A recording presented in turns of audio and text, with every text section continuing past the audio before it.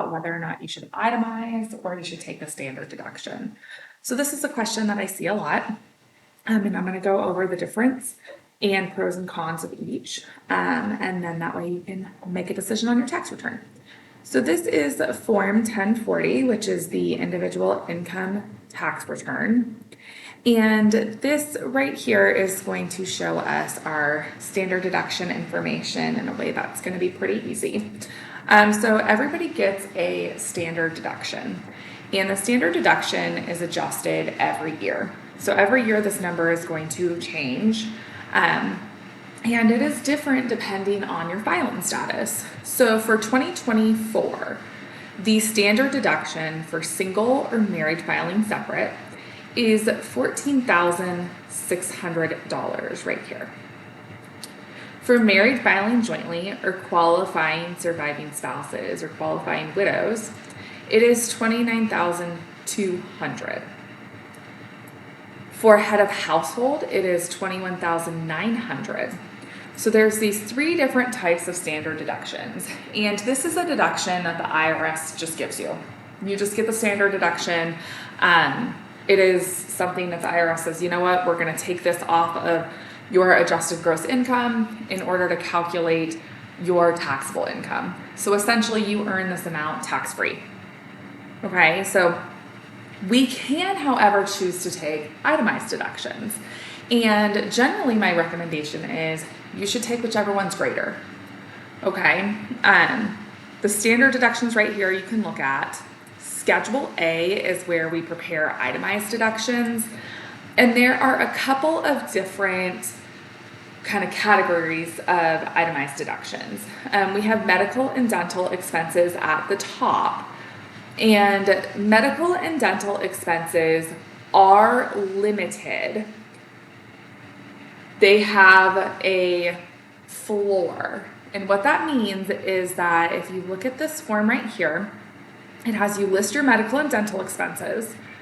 You want to make sure that you are not including expenses reimbursed or paid by others. You then enter the amount on Form 1040 line 11. So right here is your adjusted gross income. You're going to take this line and multiply it by 7.5%. Okay? Any of your medical and dental expenses above that 7.5%, you can include on your itemized deduction worksheet. If your medical expenses are not over 7.5% of your adjusted gross income, which is calculated on line 11 here, you cannot take those expenses on Schedule A. Okay, you cannot take them as itemized deductions. You can also deduct certain taxes that you paid. So state and local income taxes or general sales tax can be deducted. You can take state and local real estate taxes on your home. And you can take state and local personal property taxes.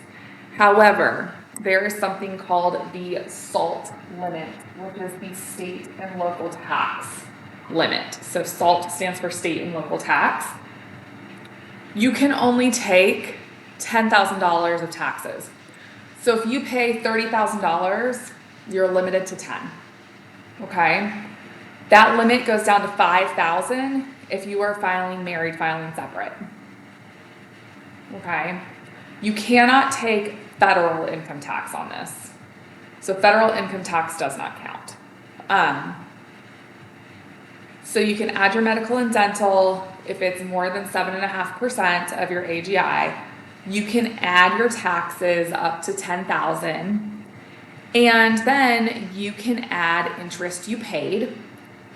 So home mortgage interest and points count towards interest, and you can also have investment interest on here. So you can take interest that you paid, gifts to charity. So if you are doing charitable contributions, gifts by cash or check, And then if you have gifts that are made like through other methods than cash or check, you can also deduct those. There's some requirements there though, okay? There may be some substantiation requirements here.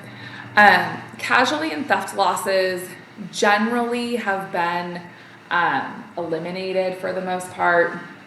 You may be able to take those, and then you might have some other itemized deductions. You can see the instructions for Schedule A, but this is Schedule A. And if Schedule A is higher than your standard deduction, you want to seriously consider taking itemized deductions rather than standard, because you're going to get a greater benefit. Now, one of the catches here is if you take state and local taxes here, and then you get a refund of those state and local taxes. So we've taken, state and local taxes for your 2024 tax return, and then you get a refund of those state and local taxes. You actually have to go back and claim the state and local taxes as income in later years. So there is a small exception here. If you have a refund coming for state or local taxes and you claim that as part of your itemized deduction, you may have some income in future years. Okay, so that's one catch, and then you would end up paying tax on that in later years. But for the most part, if your itemized deductions are greater than your standard deduction, you should be taking itemized deductions. There are a couple of exceptions that I haven't gone over, things like if you don't have the ability to substantiate your charitable contributions, that kind of stuff. But for the most part, you're going to want to take whichever's highest because that provides the greatest benefit. If you have any questions, please let me know. I hope that was helpful. If so, please consider giving us a like and subscribe, and I will see you guys in the next video.